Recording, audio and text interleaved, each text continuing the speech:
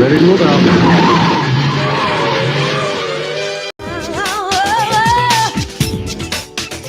Woo!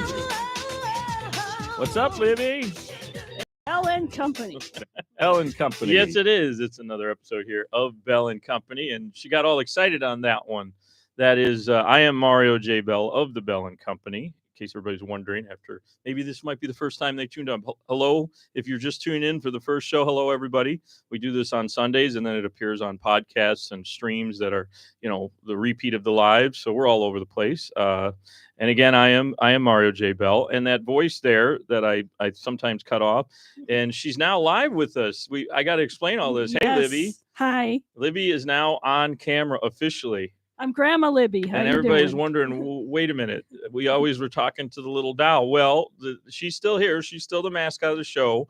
But Libby had an issue. She's like reverse Benjamin Button going on. Yes. Here. So I gotten older in a year. Yeah. as we go along now, seeing the real Libby, she's going to look different every week, I think. Yeah, you never seen me before. Yeah, now we've seen you finally. Mm-hmm. So welcome to the show, the real Libby. Yes. The real Libby Tarter. Yes. Nice to know you. Actually, I've always known you, but the public gets to see you on video. Yeah. It was a little awkward trying to talk to your little, what do you call it? My mini me. Your mini me or your not Enigma. What do they call when you have like a little emoji? Yeah, emoji. It's like your emoji, your doll emoji. Yeah, exactly. The icon or avatar. That's it. The avatar. Your doll avatar. It was kind of weird emoji. And then Libby, you don't move your mouth, Well, but now you do. Now I do. Now you're going to hear more from my big mouth. Yeah. Oh, I know. I'm sure you've got a lot to say because we've got a great guest on. It's for people paying attention. It is St. Patrick's Day weekend. I wore my green. They were sold out of the green hats, so I didn't get the jewelry in the hat, but I got the shirt. So happy St. Patrick's to everybody that's listening when it's actually on, which is the weekend of St. Patrick's Day when we're doing it. I hope everybody's having a great weekend. I didn't know this, Libby. Did you know that they dye the river green in McHenry, Illinois? Oh, now McHenry? Yeah. Oh, I didn't know that. It's the river, not the lake, though. Right. But I guess in Chicago, it's also the river. Duh. That's the Chicago River. So anyway, so they do it in Chicago. That was on the day before. And I think today was the Southside Irish Parade. I don't think they dye anything. They dye anything green for that? Just people. Yeah, probably. People are dyed green. My mom's from the South Side Irish. Yeah, so is my family. But they stopped doing it for a while, but it was forever on Western Avenue. I believe that's where they still do it. Mm-hmm. But anyway, that was this weekend. And then the actual St. Patrick's Day is after we do this. So I'm sure people are going to be out drinking on the day after this and having their corned beef. Yeah. I love corned beef. I don't really like the cabbage part. I don't know how the Irish people decide to eat cabbage with corned beef. I love cabbage. Do you know anything about that? Why do they eat corned beef? I'm sure there's a story, but I don't know offhand. Yeah, and then that spice they put in with it, and then potatoes. I just like corned beef, period, with some sauce and onions on it. But anyway, so everybody, I'm sure is. Well, you've always been picky, so I'm a picky eater, that's for sure. But anyway, I hope everybody's having a good, fun weekend, safe weekend. And now you're at home listening to us, or you're in the car with the app, because we're on the apps. You could press a button in the car and look for Intellectual Radio on the apps, or just iHeart, or TuneIn. There's all kinds of them. Right. And then for video, you're going to see us on YouTube and normally on Facebook. I haven't had a chance to start my Facebook. We'll get to that in a second. So, but anyway, so I just wanted to basically re-intro you as the real Libby, the aging Libby, but you think you're going to be getting younger. You're going to change your look a little. Well, I feel like an old lady. Yeah. Well, I guess that's why, didn't you have some surgery or something made you not want to be on camera? What was the whole reason there? Or you're just shy? I'm just shy. I'm trying to come out of the shell, but I'm still not there yet. Well, we're working on it. So eventually maybe we'll see without the glasses, right? Or maybe I should be wearing them too. It is bright in here, bright lights. Yeah. But, when we take pictures and we go out in public, they want to meet you. They don't necessarily want to talk to the little dummy, the little avatar of Libby. She's still there. She's still the mascot of the show. I'm not saying we're getting rid of her. But anyway, so we have a really great guest. I know I like to say great guest every week, but this is really cool because, and I didn't know you were from Chicago, but I want to just welcome you in and ask you about what you normally do. Oh, you're talking about me? Yeah, I'm welcoming Stuart. Hey, Stuart. Oh, cool. They have a great guest while I'm on the show, too. No, you're it. You're the guest today. Oh, cool. Unless you just want to join the show. We'll pretend you're Joe. Hello, Joe. I normally say hi to Joe, and then he goes into whatever he's going to say. It's kind of funny. Sometimes go off on a story, but on a tangent. But yeah, so you're Stuart Chaseman. and you are from Chicago, which is cool. I didn't realize you were from Chicago. Yeah, I'm from Chicago. And I just want to say before we get into anything, I'm very honored to be here for Grandma Libby's video debut. Thank you. You know, of all the shows I could have been on. We just like quite the. We've been talking about doing it for a while, and it kind of ties in with doing some events where we're going to actually be there live. So, you know, me having just doing this, because we never, what was funny is she would kind of just sit there and we would move her a little bit, but it was always obviously Libby's real voice. But the doll kind of looked like, well, what in the hell is it? Is it a possessed? Because that's kind of what it looked like.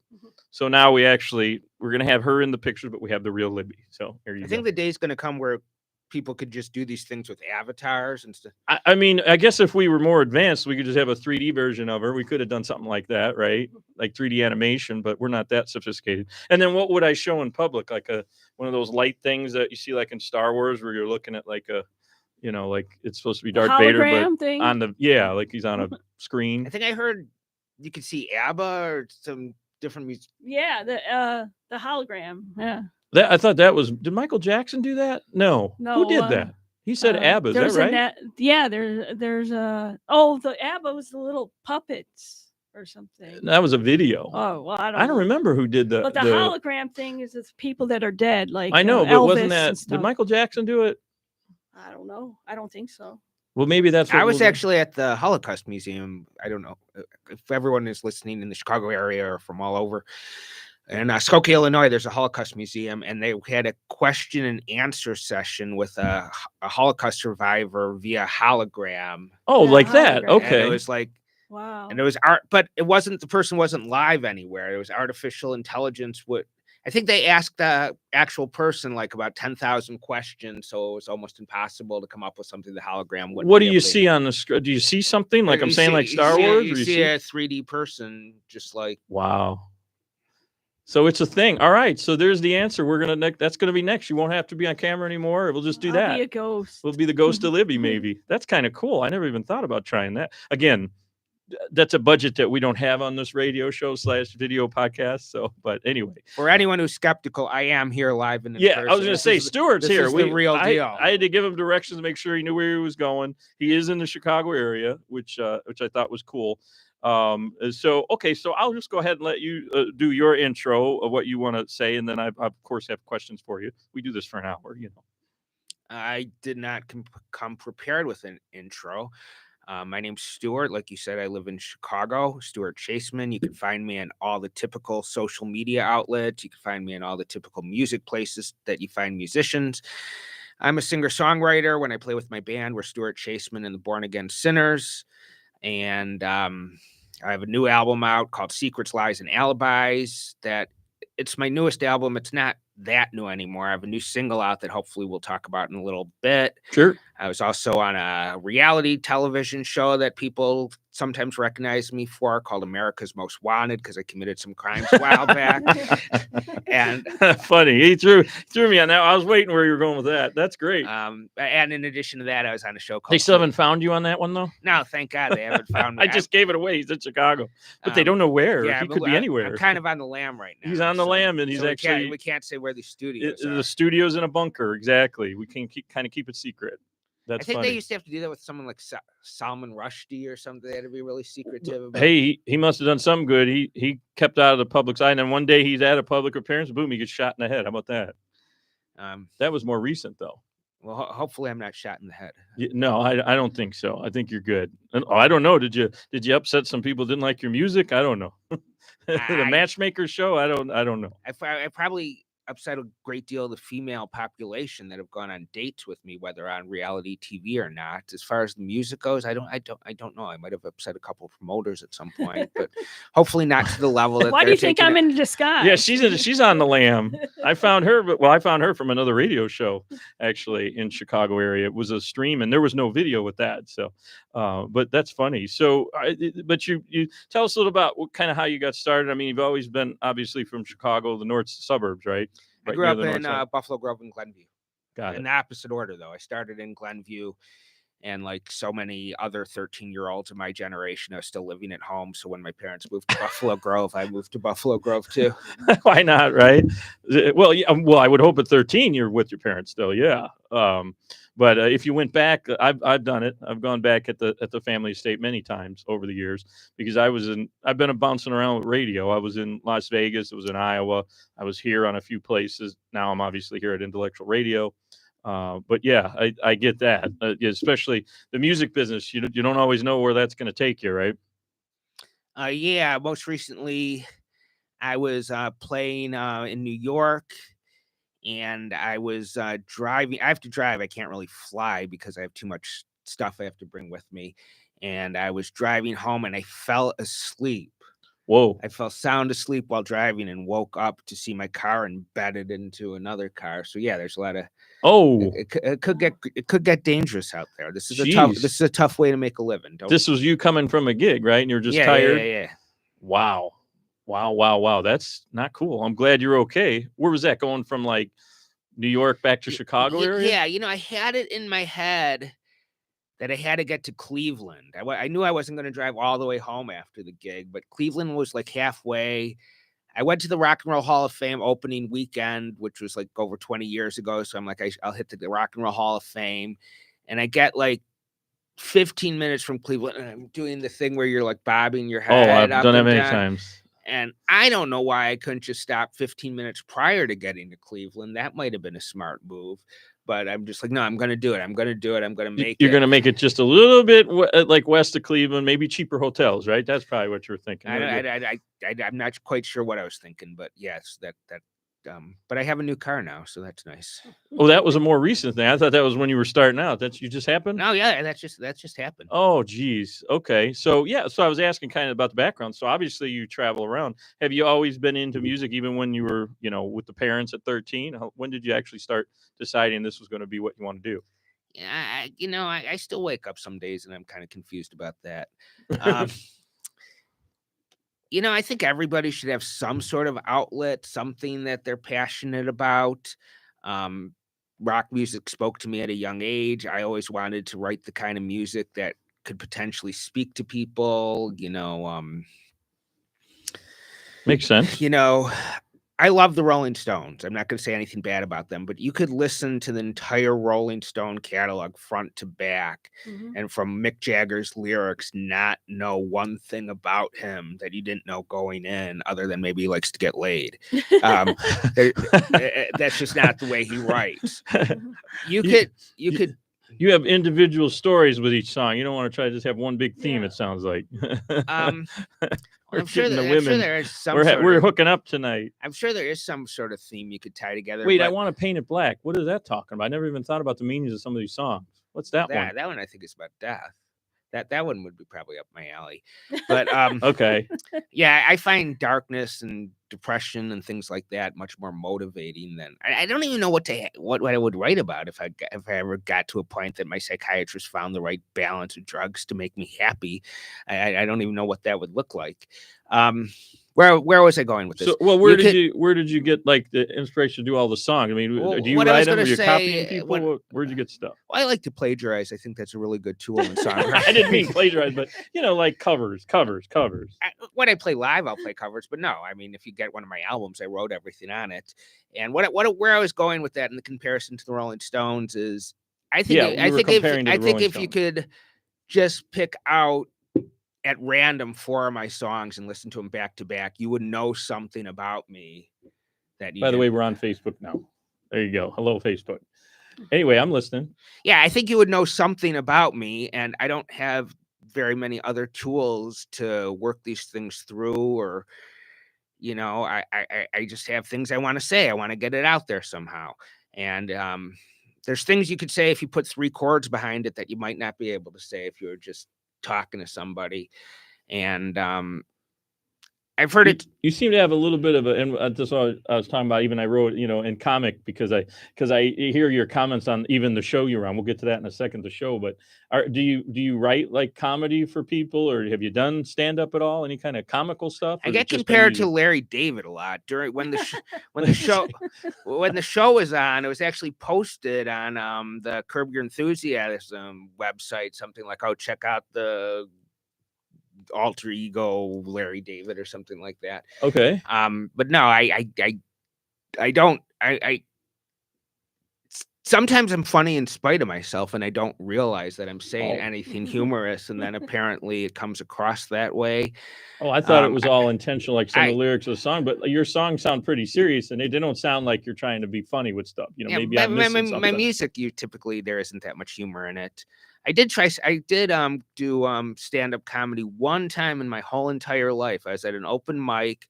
For those of you in Chicago, is at the Cubby Bear Lounge across the street from Wrigley Field. I think everybody knows that place, no matter where they're at. My friends put my name on the list without telling me. Oh, and suddenly they call me up. And do we have to be PG on here, or what are the rules? Here? Oh, we don't swear on here. Oh, well, we'll just forget the story then. You should have told me that rule before I came on here. That's all right. Don't worry. It's okay. Anyway, so that was in there. That was my one and only time doing stand-up comedy, and I thought maybe I should stick to music. Well, because like when I guess it's just, and I want to give you plenty of time to explain the music. We're gonna play some song.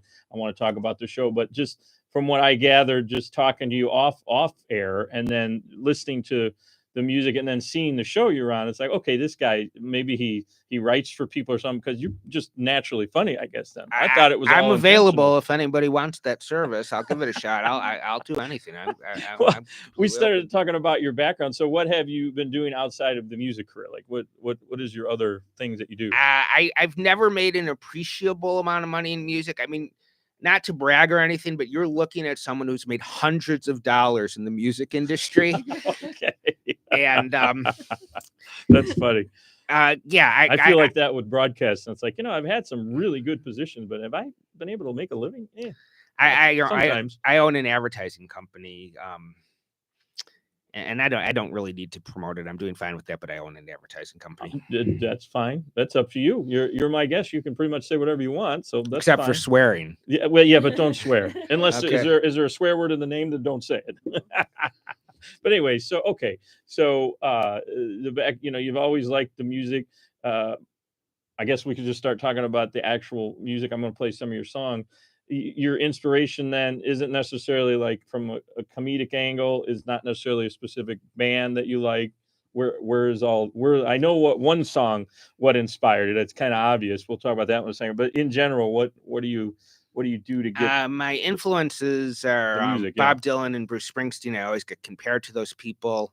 I know I'm supposed to say, it's a tremendous compliment, but I don't take it as a compliment or an insult. I just think it's the natural result of listening to a lot of those people. Well, they made a movie about Bob Dylan just recently. There's a Springsteen one with coming out. Timothy Chalamet. And he should have gotten Best Actor for that. He did all his own. To me, looked like a younger Bob Dylan. He did a pretty good job trying to make him kind of look like it a little bit. They're filming the Springsteen one next. It's called Deliver Me From Nowhere. And if anyone's interested in filming the Stuart Chaseman one after that, I'm open to that. I'm sure you would be, because trust me, we're getting to the show. So again, Stuart was on a pretty big reality show that we'll get to the full story. But is it coming back, or is it not coming back? I'm still waiting to hear. I can't tell you for sure one way or another. There was 2 seasons of Indian matchmaking. I would hope there was a also second. On Netflix. Yes, same producers. I'm game for a second season, and if there is one, they would have to contact me. I got by far the most attention on social media for whatever reason. I'm not. I know you were on at least 2. Were you on more than 2 episodes? Primarily on 2 episodes, and or maybe the way they edited it, they made it look like it was only 2 episodes. Is that what happened, or were you just there for 2? Well, I mean, they film like when you film anything, they film like 8,000 hours of it, and then they edit it down to whatever they. Reality TV is always fun. I mean, that's the huge problem with reality TV, is that A, it's not as real as you might think it would be, and B, the one thing you don't have control over is the edit. I mean, you might say one boneheaded thing, and a lot of it becomes the whole thing about Stuart, right? If they film enough, they could make the arc of your narrative just about whatever they want it to be. Well, we might as well get into it, because we're kind of already talking about it. So you were on a Netflix show that I thought was an ongoing series, but right now it's only 1 season, and this was a couple of years ago, right? When did they actually start shooting that?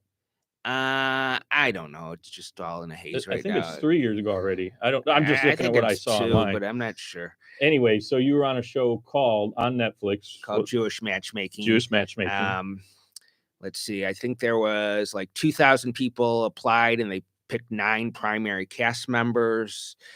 Wow. The awesome process to get picked, the amount of hurdles you have to jump over was insane. Let me think what I had to do. I had to prove I was Jewish, and I'm like, well, do I pull down my pants? How do I prove that? Birth certificate? I had to join Ancestry.com and trace my lineage to someone who came over through Ellis Island, and it listed the language as Yiddish. Well, wait, let's talk about that for a minute. The Jewish faith, I mean, I guess it's kind of like a group of people, especially if you're from Israel, but it's technically a faith. So you could be a German Jewish, you could be Italian Jewish. That's what I don't understand how they would do that, or why they would ask for that. That's getting involved in Zionism and the whole Chaseman sounds pretty Jewish to me. I don't know. I mean, that's a huge discussion over whether Judaism is just a religion or more than a religion. And that. Well, what were they looking for? That's why I'm asking it. What did they want? I mean, I assume you could convert to Judaism and be on the show as long as you could show some sort of documentation that you completed the process correctly. That's what I'm asking you. What they were looking a Jewish person? I don't know how the Jewish faith works. I know Catholic. You get, I'm happen to be Catholic. You get baptized. You get bar mitzvah. So is that what they're looking for? Just show me when you had your bar mitzvah. No, I had to show that I come from Jewish lineage. Like I said, I had to trace it back. It all goes by the female part of your family because you take on the religion of your mother. It doesn't really matter what your father is. Okay. I mean, you'll hear people say, "Oh, I'm half Jewish," but I mean, in theory, there's no such thing. That's like saying I'm half pregnant. You take on the religion of. It's certainly a valid thing to say. But if you're going to get really technical about it, and someone out there might be able to correct me if I'm wrong, but if you're a priest or a rabbi, or I think on any of the major religions, agree that you take on the religion of your mother. So I had to trace back. I've always heard that too. So that's why I never kind of caught, what do they mean half Jewish? That means that maybe one parent, the mother was of the Jewish faith, but the dad was. I never. Well, either way. I mean, both my parents are Jewish. But I mean, they were really strict about that. I took pictures of my parents' graves, who are both deceased, that have like the Star of David on it and everything. That wasn't. I guess no, not enough. That wasn't enough. Yeah, as if I'm going to really pay and have tombstones made. So yeah, I had to join Ancestry.com.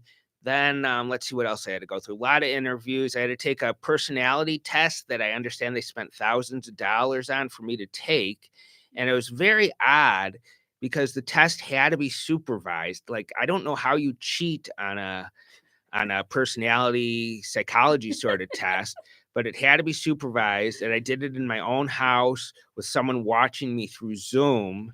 And it was a very long test.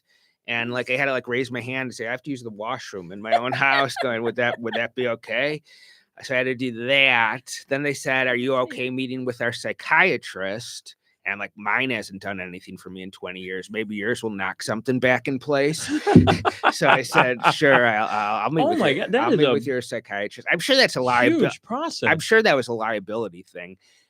With the exception of the Bachelor franchise, because they have in-staff psychiatric people, because those people are so nuts. Yeah. This is what I was told. With the exception of the Bachelor franchise, any person that's ever been on a reality show has met with one of 2 different psychiatrists that specialize in this.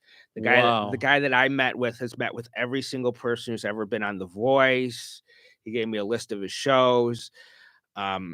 It seems this is all new to me. This is fascinating. I've never heard that. It seems like quite the racket to. I mean, it's TV, for crying out loud. To go to medical school just to. And I mean, you know why I think this is happening? Do you remember? Well, no, you're not old enough probably to remember, but just watching videos, and there was even a movie about it called Quiz Show. They rigged the game, so maybe that has something to do with it now. I think it's more like overboard. I think it's more like if they have someone turn into a stalker or a murderer or something, that they'll be able to say, well, we'll check this guy out. The doctor cleared him. That's my guess. Oh, maybe. The questions they asked me during the psychiatric evaluation was, okay, hypothetically, someone on social media says this about you or that about you or criticizes you. How are you going to handle that? And They give you hypothetical situations and you answer them. And believe me, the psychiatric test isn't that tough. If they cleared me, then a lot of people could be cleared for this. No, Even me, probably. None of that was on the Crazy Libby over here. None of that was on the show. No. This is all the behind the scenes details. Jeez. I don't know if I would have wanted to do it after going. So then I was cleared for the show. Then the contract I had to sign was so egregious. That's not the word I'm looking for. Unconscionable is probably a better word. Oh man, it must not have been very nice. The contract must have been long. Number one, the contract said, amongst other things, I feel like the reality show police are going to find me and like hunt me down now and for giving away these secrets. No, the contract said, and I'm going to try to quote this verbatim, but I don't have it in front of me. We reserve the right to present fictitious information about you that presents you in a false light. Oh. And so I'm talking to the producer and I'm like, you're saying you could lie about me. I'm like, I'm not cool with that. And he goes, no, we would never lie about you. We just might present some false information about you that presents you in a fictitious. I'm like, yeah, you know, it's for the story. That's called lying. They're adding to the drama that maybe doesn't exist. They're making it exist. I get that, but I guess then it must be legal. It's in their agreement. You signed it, right? I said, I'm going to sign this thing, but I'm telling you right now, I'm trusting you as another Jew, as another human being. Don't F me on this. Yeah. You know, this is my life. This is just a television show for you. I'm going to have to live with this after you're done with this. Right. I'm sure you've heard a lot of comments from it and people recognizing you from it, right? Oh, yeah. You do have a little different hairstyle than when you're on the show. I'm trying to, like I said, I'm on the lam right now. I don't want to be recognized. So am I. See, so is Libby. She don't want nobody to know who she is, right? Where was I going with that? Just how strict the contract was. The contract. Oh, the one thing they did that I was very unhappy about was the one thing I said is I want my music out there. We have to do something with the music. You have to play some of my music, do something. And they said they would use about 20 seconds of me playing live. And I picked up an acoustic guitar and like live or live to tape? Like live to tape. Oh, okay. I mean, opposed to like on record. And so I pick up an acoustic guitar and I hadn't played the song I wanted to play in quite a while. And I'm just trying to remember what key I played in. And I'm like, I would pay. I'm like, no. Hold on 1 second. I moved the capo. I would pay for. I'm like, wait, I'm still not happy. Hold on. I'm like, I got it. I'm good now. And then I played it perfectly. And the 20 seconds they use is me screwing around trying to remember. And then I saw the producer in New York. And I'm like, that was such a cheap. I'm like, that was such a cheap shot. Why would you do that? Again, they create something for people to want to watch it to make them. Oh, Stuart made that funny goof up there. Now let's see what he's going to do next week or next episode. I mean, you make me look like a joke. I mean, I played the song perfectly, and he's like, "Oh, I knew you weren't going to like that." And I'm like, "Well, it did stop you from." So you were not, because on the show, I feel like you were kind of trying to be funny with the dates and be comical. You're telling me, no, you're not necessarily. I mean, sure, but no more than I would on any date, whether there are cameras there or not. I mean, that was me. I wasn't putting on any sort of other persona. They didn't tell you to, hey, you got to be funny. You got to make a funny joke or say a certain line. That. Okay. All right, they didn't do that then. Okay. They don't tell you. The one thing I'll say about reality TV is it's not scripted. They don't tell you what to say. That's the real part of it. I've always heard that they have like an outline and they kind of know where you're going to go with it. And if you don't go with it, they kind of try to steer you to go that way. Because I know people that made, I guess I could say it on the air, even though he's my friend, the show The Capones that was on, they were based here in Chicago making it. There was a lot of things that they didn't tell them what to say, but they put them in certain situations. I wasn't given any outline or anything like that. Okay. They didn't put you in a specific location to do something funny or not funny or whatever. No, not as far as that goes. But what I'll say is when you say date, I'm doing air quotes for those of you who can't see it. I don't know how you could call what we were on dates because there's 12 other people in the room. There's 3 cameras on us. There's hot lights on us. and you'll be in the middle of talking about something, and I'll be like, okay, hold up. We need to change this or that. Okay, now back up to what we want to shoot this from a different angle. Tell that story all over again that you were just saying. So then you back up. That's a stage date, right? So, I mean, that's not, I mean, at least my dates aren't typically like that. So it's I would think not. Nobody's are. Again, right? I hope I don't get awkward. I hope I don't get blackballed from Netflix. I will tell you, Eliza, the matchmaker, they film us talking about what I'm looking for in a woman, and I'm going through it with her, and she's taking notes, and they're filming all that. But the girls had already been flown in to meet me, so it was kind of moot at that point.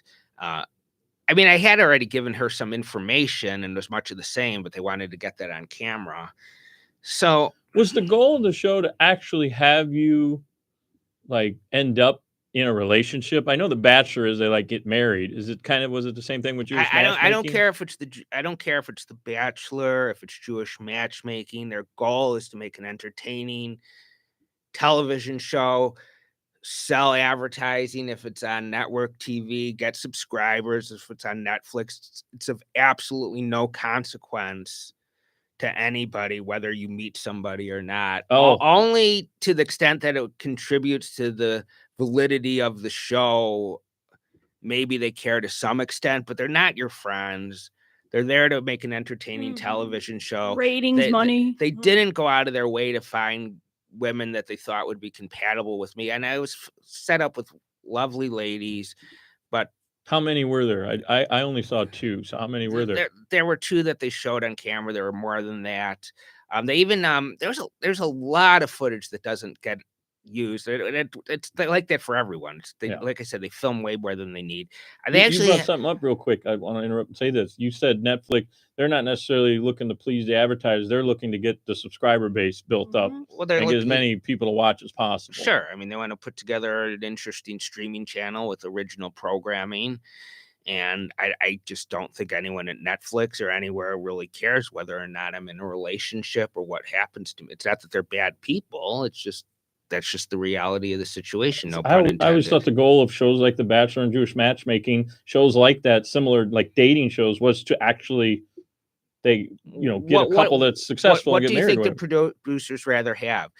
A television show that's extremely successful in creating matches, but not a lot of people watch, or a television show that gets huge ratings that isn't necessarily good at, I mean, the track record of The Bachelor isn't very good as far as people sticking together. That is true. It's pretty clear that formula doesn't work where you have one person dating 20 people. And I believe a couple of them are from the suburbs of Chicago that were on the show.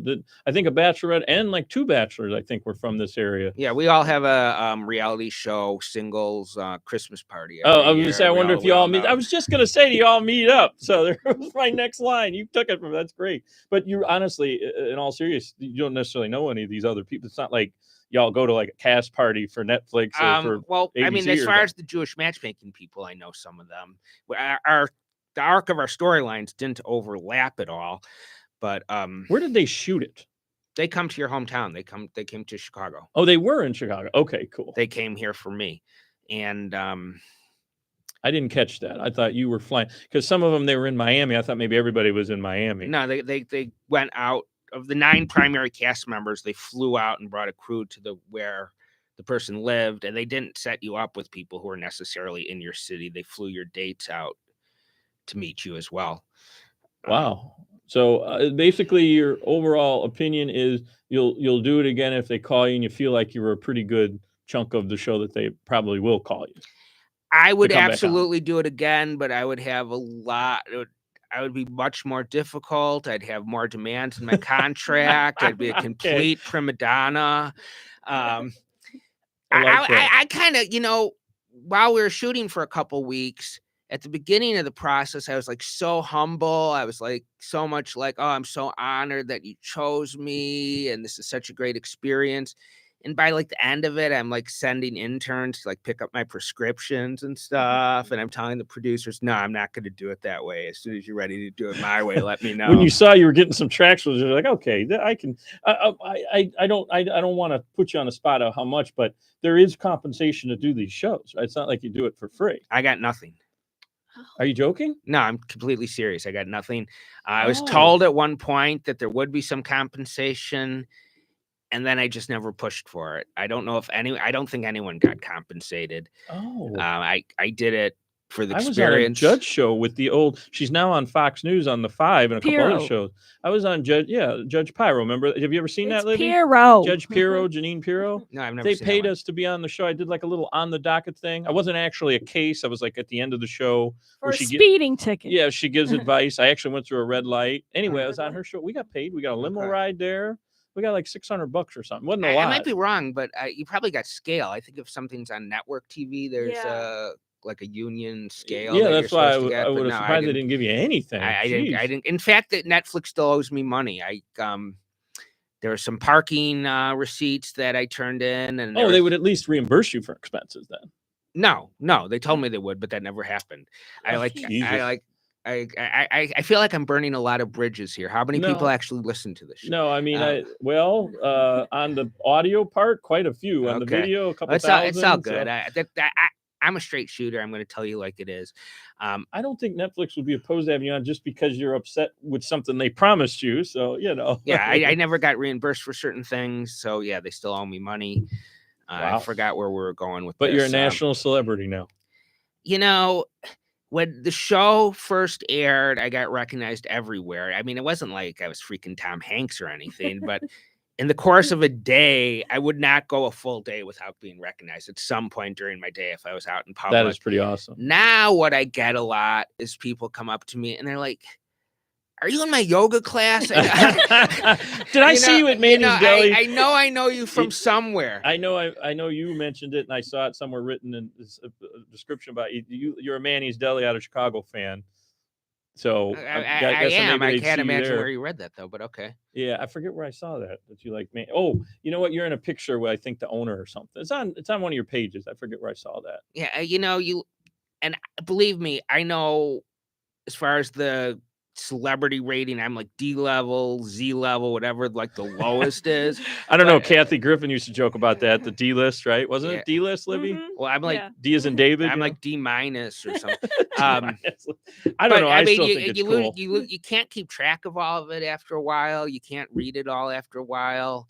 Do you feel like it helped you with your music side of things? Did it get you? Well, they showed you goofing it up, but at least they know that you're into the music scene, or did it help yeah. I mean, I wish it helped even more, but yeah, I mean, it definitely gave me an opportunity to be on places like this. I hope if someone hears me talking, they might be motivated to go to stuartchaseman.com. I have a relatively new album out called Secrets, Lies, and Alibis.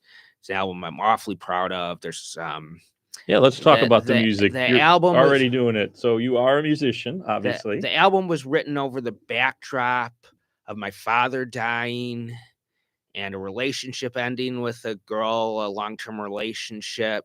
Wow. So this is your latest album, you're saying? Yeah. And say the title again. Secrets, Lies, and Alibis. Secrets, Lies, and That's Alibis. A lyric in Stuart one of the Chaseman. songs. There's a song on there, Little Girl Blue, where I say, secrets, lies, and alibis lead to the regret I see in your eyes. Libby said you remind her of somebody. Who did you say that? Adam Duritz. Okay, I just want to. I like Counting Crows. I'll take that. They're good. She's saying that right now. I don't know how many people could visually see me, but I have to make lame attempts to seem cooler than I really am, and that so the hair is right now I don't know, it's kind of new, I'm not too sure yet, but right now I have dreadlocks. It's the second time in my life I've had dreadlocks. Now, I don't know if you could notice this, but if you look closely at me, you'll notice I'm white. And dreadlocks don't come easily. It takes a lot of wax and work, and it's a lot of growing, and a lot of not washing your hair, and a lot of artificial hair extensions and things like that. And I've always heard that's a rumor. You really don't wash your hair a lot because you got to let it stay stiff. Is that what the deal is? You got to be careful with that because you don't. Yeah. And I had dreadlocks at one time, and one day I just woke up and thought I just felt totally gross, and I just cut them all out myself. And recently I just got so sick of seeing my face in the mirror. I wanted to see a different person looking back at me. You're going back to the dread. Because I was just going to ask, is it part of the show? Like you've had that look for a long time, but you're saying you did have it, went away from it. Now you're back with it. So I mean, I'm going to go back to the other Stuart at some point, but I just needed a break from it. Is it just me that gets sick of, you hear about identity theft. Yeah. I've had this identity for 54 years. If someone out there wants it, you could have it. With the music too. I'm like, wait a minute.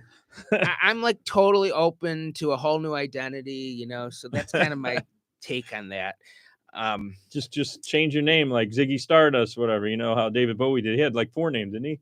And the guy that just died, Buster Poindexter, David Johansen, he had a couple of names. And then Garth Brooks put out that album. Did he change his name though? I mean, he didn't legally change it, but he put it out as it was a character. So yeah. I guess you could try that. So okay, we started talking about the album. Let's keep going. Your new album is out. But how many albums have you done besides that one? I have done.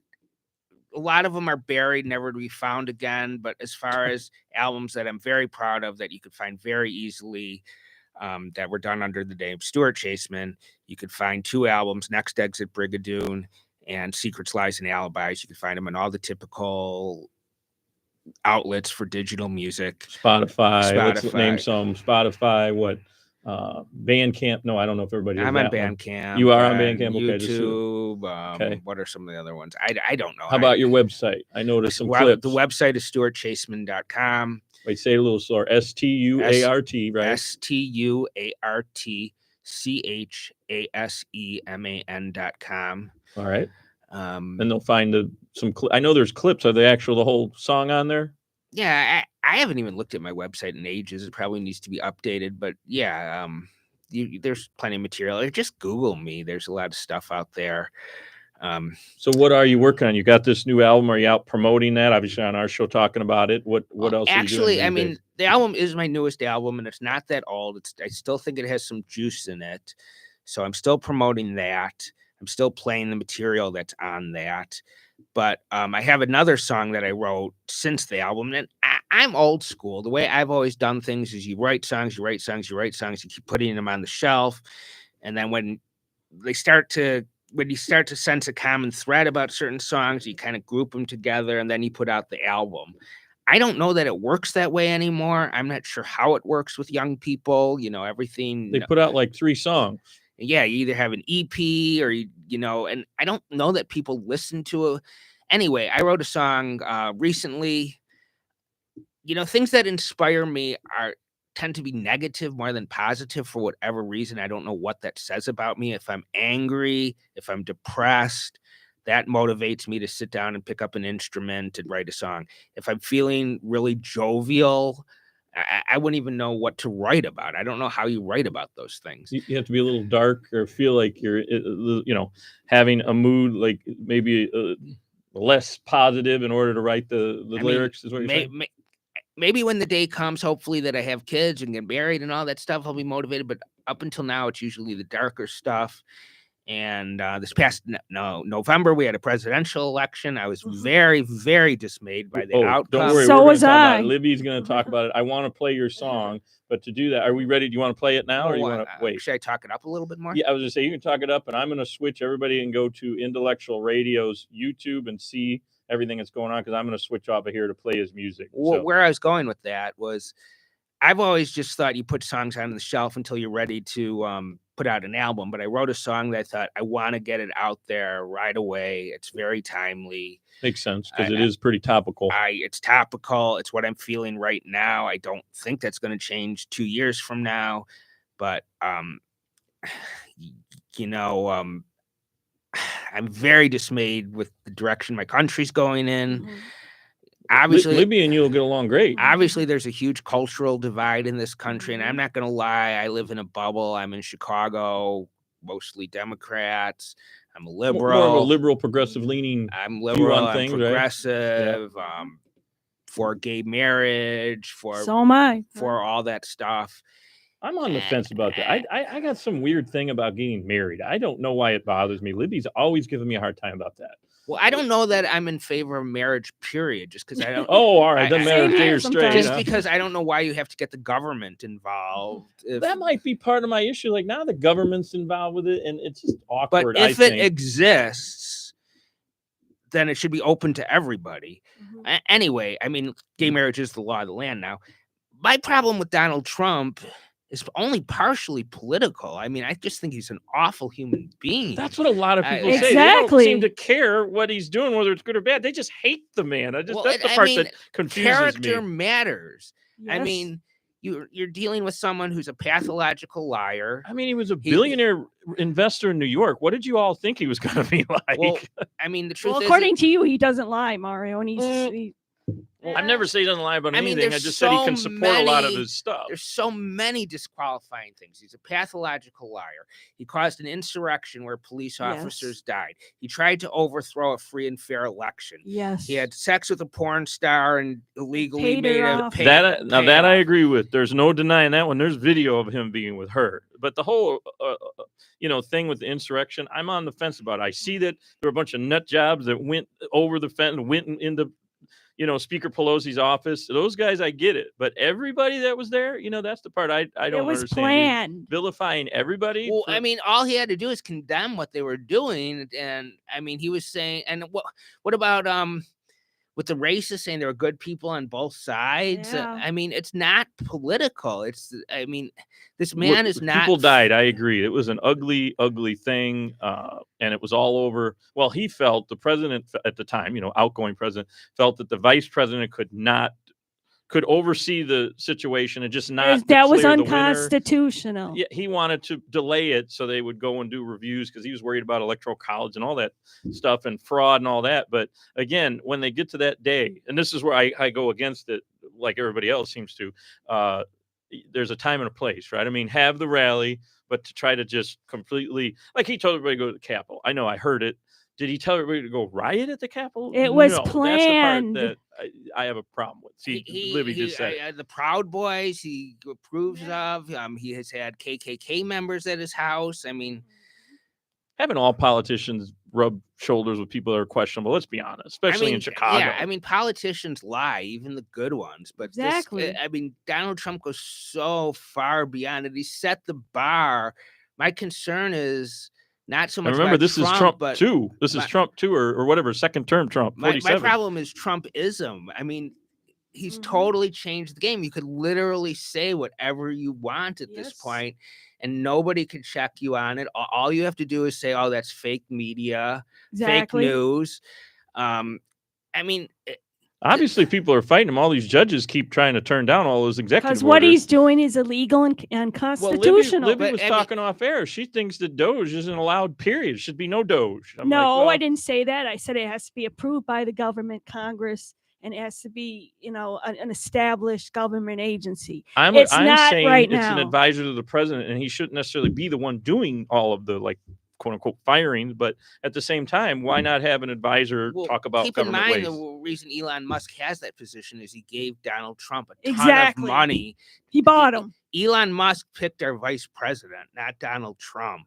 I mean, I look, having been involved with local politics, I can say that that money does talk. I agree. But what about the fact that he's already a multi-billionaire? Does he need all of these people to influence him? Honestly, he bought Trump. So I'm talking about president being influenced by anybody. Does he really need to listen to anybody? It seems like he doesn't it? It seems like you guys are arguing that he just does these executive orders, thinks everything's going to go his way. He doesn't listen to anybody. So why would he has need Doge or need Elon Musk? I should say he has the trifecta. He has the Senate. He has the House. He has the courts. I mean, there are no checks and balances against a man who's very, very dangerous. He obviously doesn't have all the judges. Look at all these judges fighting him. Aren't there like 20 lawsuits against him right now? Against Elon, because Elon is it doing against stuff Doge illegally. or is it against the president? It's against Elon Musk and Trump. Because he has the Supreme Court. Why don't we listen to the song? I was going to say this all leads up, and that's what I think you're psychic too, by the way, not just. I'll just say quickly, the song was called "Morning in America" (Wednesday). November 6th. Right. And you'll understand that November 6th was election day. And No, the current, it was after. I mean, the election day after the election after. day. It's called Sorry. Morning in America, the morning after. The morning after. The song was primarily written on that day, and within about a week, it took me to tweak it. I'll tell you, any artist out there I would think would agree with me. There comes a point that extra labor you put into your art doesn't do any good. You just have to like let it go. I don't want to spend more than like a week on a song. And I wrote. So I think it sounds pretty good. Obviously, I don't agree with all of the lyrics, but that's what the conversation kind of is leading up to. You'll understand when you hear the song. Oh, okay. Now it makes sense. So I want to play it. I got to let our producer know I'm going to play it. As long as it plays. I have a tendency to press play and it doesn't. But let's go ahead and listen to the song. It from YouTube. There might be an ad that comes on ahead of time. So no, I think I fast forwarded past. Okay. I hope not. Hope no ads. But here we go. This is Stuart Chaseman's song, Morning in America, and what's the subtitle? Wednesday, November 6th. Got it. Here we go. I don't think no, it's playing. Please play this loud at home. See, it's playing. Stuart Chaseman.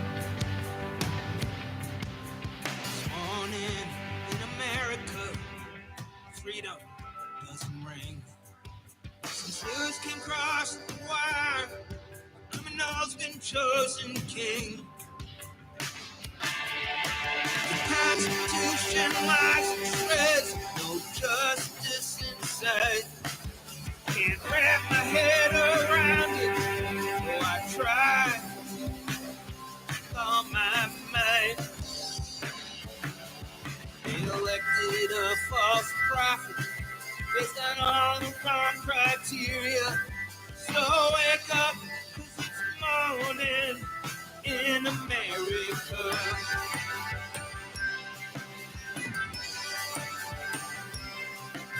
It's morning in America. Must find the will to fight. Because the battle's raging between all that's wrong and right. The winds of change blow cold on this dark and dreadful day. The rights are held so close, now being stripped away. Shed our tears while wolves dance with you, warrior. So wake up, 'cause it's morning in America.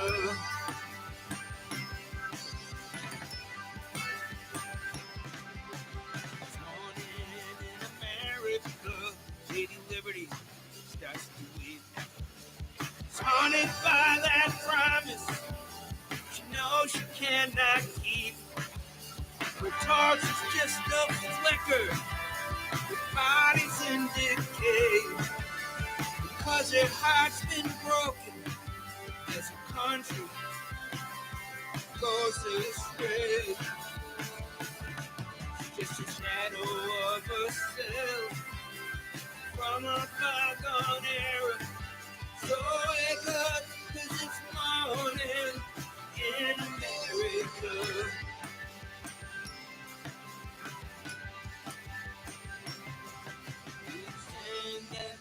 Crossroads, where the flag goes up in flames, searching for answers, but we all know who's to blame. It's morning in America, but everything feels wrong. So far away from me, my country's gone. So far away from me, my country's gone. It's morning in America, but the flag barely waves. Once proud stars and stripes, now clouded in a haze. Red, white, and blue turn to just a faded hue as we turn away from the values that we all thought we knew. Now we reaping what we've sown, now haunted by the karma. So wake up, 'cause it's morning in America.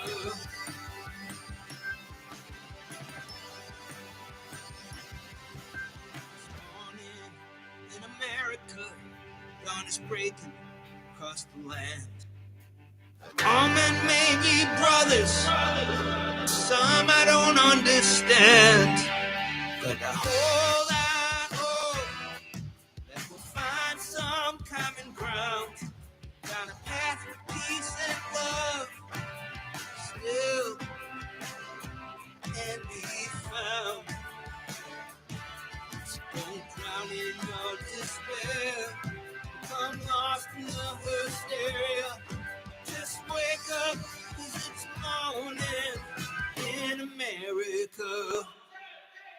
We stand our hearts empty, searching for truth. Where is my faith? Where is my proof? It's morning in America, and I know I must move on. So far away from me, my country's gone. So far away from me, my country's gone. So far away from me, my country's gone. Yeah, that's Morning in America, Wednesday, November 6th from It Stuart sounded like Chaseman. Springsteen. It sounds really good. Maybe I don't agree with the lyrics, but I really I knew like you that didn't. song. That's why I was smiling. I'm like, But this I is really pissing like Mario that off. song. I must say, even though I guess I don't agree with some of the activist songs. Maybe I didn't agree with everything Bob Dylan said, but I liked his music. But that was really good. And that's your current album that's out right now. That is not on the album because, like It's I said, not. that this was written after the album, and I just wanted to put it out separately. Don't you pay attention? This is a special. Well, I guess I should say it's along with the album. It's like a special edition. I highly recommend you get the album and the single. There we It's go. Available I'm trying to plug you here, Stuart. It's available anywhere you want to find it. Actually, I don't know. It will be available on Spotify. I don't know why it's hung up. There's an approval process. I think maybe maybe it's owned by Elon Musk or something. I saw it on your clips. I saw it on YouTube and somewhere else. I forget where, but maybe it wasn't Spotify then. Yeah, I don't know why it's taking so long for the approval Musk process. doesn't own Spotify, does he? No. That's X. That's Sweden. I know they're from Sweden. Anyway, so it wouldn't be Musk unless he's got influence over everybody else. Maybe. Well, I hope not. Who knows? I don't know. Hopefully it'll be on Spotify soon. By the time it should be just a matter of days. What about iHeart app? Do they play a lot of musician stuff? I know they played our show. I don't know much about that. Okay. Maybe you could hook me up. It just did. It just played. It'll play. Well, see, it plays not live, but it'll come like tomorrow. It'll be on the iHeart app. So there you go. But you'll have to look up my show. Okay. Well, but there you go. You can start telling people I'm on the show Bell&Company. Yeah, I definitely. I want to get that song heard. I have no disillusions that all of a sudden the world's gonna be adjusted to my way of thinking after hearing that song. No, but it educates people. It's a really good melody. I mean, I have to do, no matter how small it is, I have to do my part. I mean, art played a huge, the kids in the 60s stopped a freaking war. Yeah. They did that. We owe them a tremendous, people's lives were saved. It wasn't any one person. And so you're going to start the Stuart Chaseman movement. No, I'm going to start rational. Like I said, you made it clear that we don't see eye to eye, and that's fine. I could talk to people I don't see eye to eye with, but you can't be a criminal and be president. Yes. You can't be. I'm not arguing with that. You can't be a rapist. I'm a little surprised about all that. A judge said what Donald Trump did was equivalent to rape. He was found civilly. Yes. He wasn't found criminally liable because the statute of limitations was up, but he was found civilly liable for rape. I will say this: I'm surprised that he made it through all of that. You can't be. I'm sorry. Isn't he going to appeal the stuff from the New York case? He's trying to. So look, they're not going to throw the president of the United States in jail. Right. Nothing's going to happen. Okay. Anyway, there's a quote by a guy named Dante. It says, I don't really believe in hell, but I like the quote. It says, "The darkest places in hell are reserved for those who maintain their neutrality during times of moral conflict." Oh. Well, I guess we all need to listen to that these days, right? We're pretty divided, it seems like, in the federal government, at least. The biggest enemy during the Holocaust was people who kept their mouths shut. The people that were saying the awful things, doing the awful, that was only a small fragment. The people who said, "Oh, I'm just going to turn the other way and not complain about it." And I'm not comparing. We can agree to disagree. I have no problem with you. I had you on the show. There you go. It's a good song. I mean, I'm sure somebody will pick it up for me. I mean, there's local producers in the area that, and there's studios that'll produce like speaking of produce, I want to give a shout out to a guy named Lou Carlozzo who produced that track. It was the first time I ever worked with him. The track is huge, as you could hear. There's so much going on in there. There's a xylophone somewhere in there. He played most of the instruments, but it was just the two of us and a drummer. It wasn't really played three of us kind of played it live once, and then we just built it and layer by layer by layer, almost like a sound collage. I think you did a great job with it. Different producers work differently. I write the songs, I sing the songs, I play the songs, but as far as the recording studio goes, I know a little bit about it from working in them, but it's nice to have help. To have a record, you kind of work side by side with a record producer, but they have their own ways of doing things, and I try to communicate what I want it to sound like. And it's almost like a translation process. Like, okay, I know the way for us to get there. And this particular song, opposed to some of the other stuff I play recorded, was just built one layer at a time, like building a. Well, this one came out pretty good from what we've heard so far. And so again, where do they find you? We're wrapping up now, but I want to make sure if they want to find the song, and you're waiting on Spotify, I guess, but they're on YouTube. You'll just your website. Just Google Stuart Chaseman, Google Morning in America, Google Secrets, Lies, and Alibis. Drop a note to Netflix producer saying you want a season 2 of Jewish Matchmaking. You want Stuart to be on there. Feel free to drop me an email. My email address is stu@stuartchaseman.com. And I play bar mitzvahs, and I don't actually. Nice. He's got to be your next bar mitzvah. I'm pretty much open to anything you might have in mind. It was great having you on. Thank you very much for coming out to the Bunker Studio. This was fun. And we learned something about the reality show TV industry thing. I didn't know a lot of the stuff you're talking about. So again, thanks for being a guest. Thanks for coming out. It was great having you. Thank you for the opportunity. I do a lot of these things, and some of the people that interview me don't do their homework, and I appreciate it when I'm dealing with someone competent, and I appreciate you having me on the show. Yeah, no, it was great. We'll get, when you have another album, we'll have to have him back. I keep telling people to come back, and I'm sure we will have some back, because I'm trying to actually, and then we're ending after this, but I want to say we're putting together a music thing. I just don't know when we're going to do it. I'm trying to find a big enough venue, because, if you try to do it in a bar, sometimes it's a little too small. So I'm working on that. So we can have you back for that. Give me the details. I'll do it. It's in development at the moment, but at some point it'll happen. We got Libby to come out of the closet, right? No, not literally.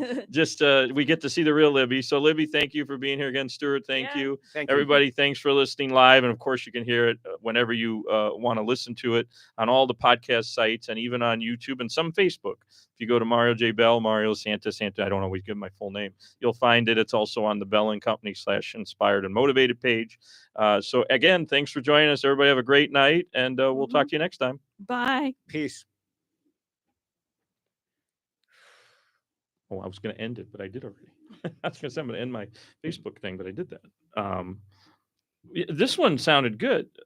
Tim mentioned you were looking for somebody to produce it, but you already did, I guess. No, I was looking for someone to shoot a video. Oh, video. Oh, okay. I thought he meant